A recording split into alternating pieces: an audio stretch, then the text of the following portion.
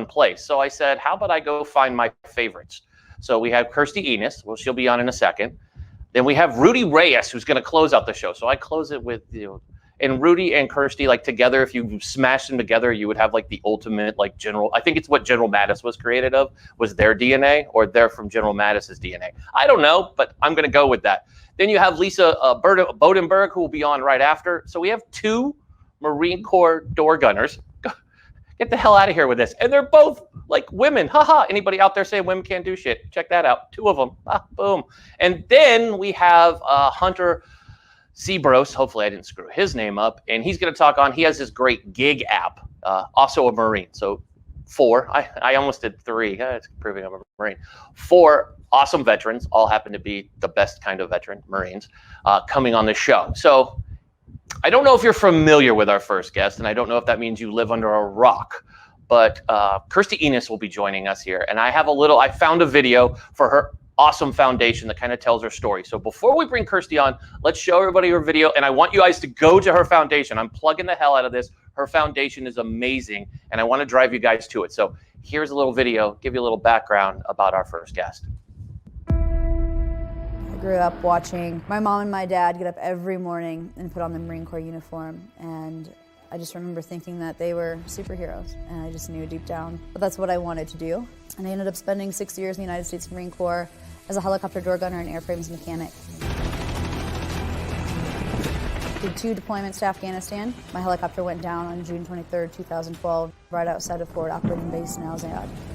You know, I tell everybody that was the defining moment in my life. Well, once Kirstie was injured, wasn't really sure how she was going to find her new purpose. So many different organizations had stepped up to help her while she was in the hospital. I think the Kirstie Ennis Foundation came about because Kirstie was trying to find a way to give back and pay it forward. One of the ways that the Kirstie Ennis Foundation supports other nonprofits is by writing a grant to those other organizations, giving others the opportunity to find healing in the outdoors. My initial introduction to the mountains was actually through snowboarding. But one of the things that mountaineering has really taught me is to embrace failure. In my opinion, Kirstie climbs to connect herself with something that's greater than who she is. People understand how hard it is for her to do what she does, so they look at themselves and say, my God, if this person, with all of the adversity she's faced, can go off and do these amazing things, then I can do these small goals I've set for myself, and I can accomplish what I need to accomplish.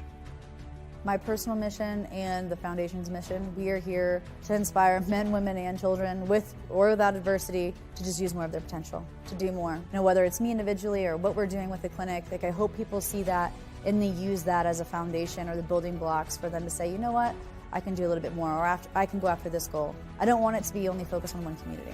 You know, I want it to be focused on people worldwide.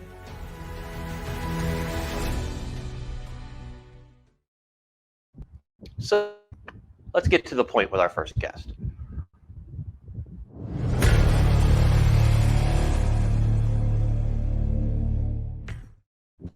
Hey, Kirstie, how are you?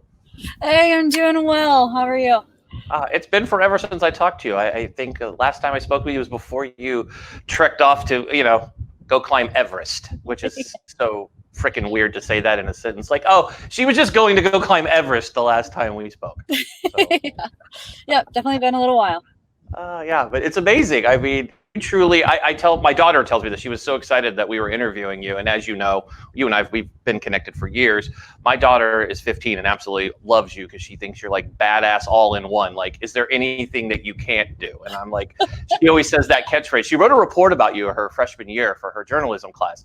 And she coined this thing, you know how people say, what would Jesus do? They're like, what would Kirstie do? Is basically the same thing because you've climbed, I mean, you attempted Everest, and by attempted, you made it to the freaking top, like the scary top. And you tell that story because to me, your Everest journey. I mean, we'll get into all the other things, but to me, Everest is like, as somebody who has all of their body parts, I look at you going, holy shit, she's smaller than me, but she climbed Everest, and I know my ass could not climb Everest. So you did that, like, awesome. So tell that Everest story.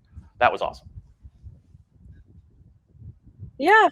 For sure. Well, so back in 2017, I actually started what I call my Climbing for a Cause initiative.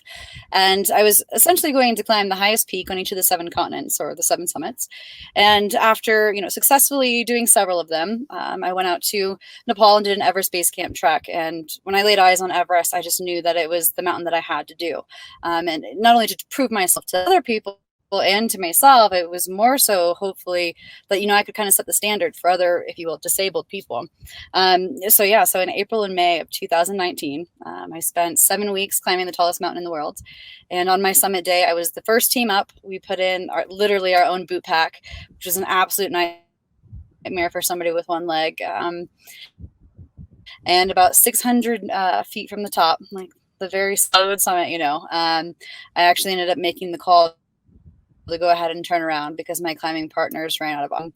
And to me, in that mountain with this group of people, and if I made it to the top without them, it wasn't going to be worth it to me.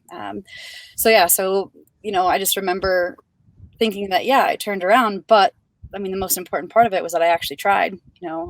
Everest is always going to be there, and I can always go back for it. So the fact that I made it to where I did proved to me that I was what I was capable of, and it gave me just this confidence that I could go out and do anything. I could climb Everest. I could tackle whatever mountain came my way. I'm sorry. I'm just motivated hearing you say that, because you're like, yeah, Everest will be there and I'll go back. And, I made the call because they were running out of oxygen and I didn't want to. It's so awesome to hear that. this is just everything about you. The fact when I heard that you were getting the Pat Tillman Award, I was like, it couldn't go to a better person, right? You epitomize that as a veteran, right? Or just as a human being, just anybody who's around you. And we've been blessed to spend some time around you. And I can tell you, it was like motivating, because you are just like a little rock star and you're humble about it, where so many other people in the world are not. So I noticed you're in your truck and we're talking about all the awesome things you do. Where are you headed right now? So I'm actually headed down to the Panhandle of Florida. I live in Colorado right now. But all of my family is back there, my sister, grandparents, cousins, the whole nine. And if you haven't seen in the news right now, it is up in flames. I have some of my friends that are basically family that are all down there. And so right now we are en route down to Florida to see if we can help out our family and loved ones in whatever way possible. So we'll make it to hopefully in the wee hours of the morning today, or tomorrow rather, and then finish making our way to Florida. Just gonna go save the world somewhere. You keep doing that. Hurricane Harvey, climbing all the tallest mountains. So I of course, some people have seen the amazing video that ESPN actually did for you. I love the way they did it. It was really cool. Jessica Biel, not a bad person to do a voiceover and show your story. So this is a veteran episode, right? Every Thursday we talk about it. And so we do talk about mental health. And I know that you lead the forefront for this because you've had your own journey. And one of the things that's always taken away in any interview that you've ever given, you talk about how you truly have never healed. And it's something that you deal with everyday basis. What advice do you have for folks? Now we have more people who are all shooting on the same basket with us that are going through their own forms of, trauma during this pandemic, being stuck in their home, which compares nothing to what you went through or anybody else. But how do you keep your head right, and what advice do you give to folks to kind of keep that upper mental, you smile on your face, right? Anytime there's always this Kirstie smile that makes you go, oh, Wonder Woman's at it again. So what's your advice to folks to keep their chin up? Yeah, well, so my mantra that I live by is it's the 6 inches between your ears and what's behind your rib cage. And basically, that is, if you keep your head and your heart in the right place, you can overcome absolutely anything.